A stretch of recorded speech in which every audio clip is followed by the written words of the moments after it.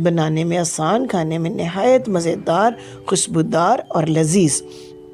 तो जनाब इसको तैयार करने के बाद बारी आती है गार्निशिंग की।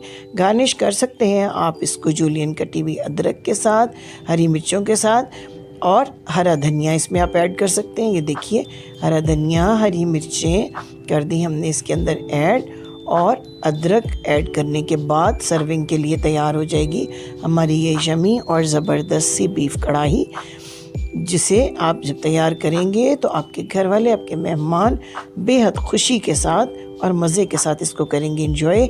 हम आपको सर्व करके दिखाते हैं अपनी अच्छी सी डिश।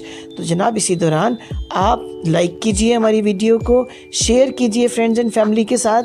ये आपका प्यार और मोहब्बत है, आपकी सपोर्ट है, जिसकी हमें बहुत ज़रूरत है। आपके अच्छे अच्छे कमेंट्स का भी ज़रूर करेंगे हम इंतज़ार। उम्मीद है आप अपनी दुआओं में रखेंगे हमें याद। अल्लाह हाफिज़।